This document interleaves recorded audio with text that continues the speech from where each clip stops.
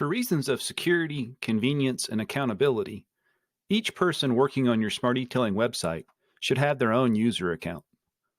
Let's look at how we can set up both user groups and user accounts on the site. We'll start with account and go to user groups. In the situation where people have specific jobs on the website, it's convenient to set up a user group that you can then assign to specific users. Click Add New Group. And in this example, let's say this group of people only works on orders coming into the website.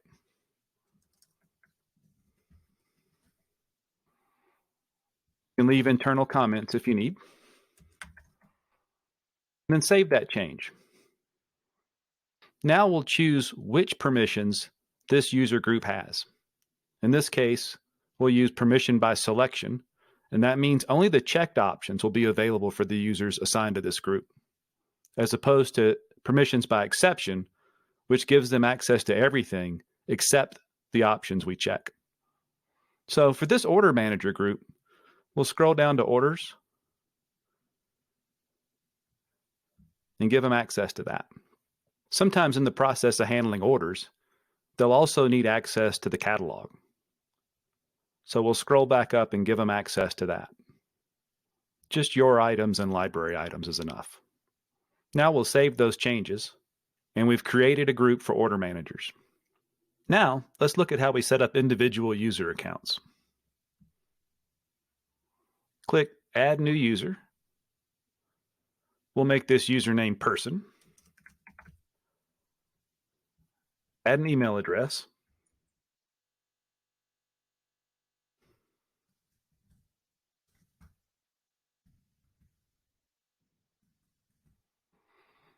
And save that change. At this point, we need to assign permissions for this user. The first option is user group assignments, as we set up in the last step. I can go to unassigned and see that order managers group we just created. If I check the box, that'll assign this order managers group for this user. If that's all we need to do, you're done and can scroll to the bottom and save changes. But we can also assign individual permissions. As we saw before, we can do that with permission by selection, where we choose each permission we want this user to have, or permission by exception, which gives them access to everything, as noted in this warning message.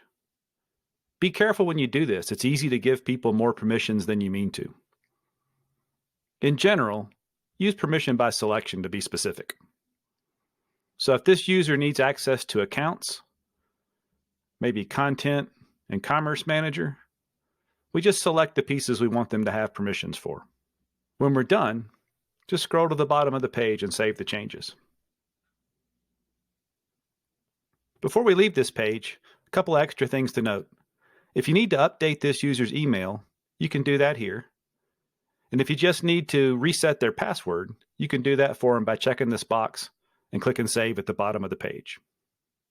Have questions, comments, or other topics you'd like us to cover in a video like this? Let us know.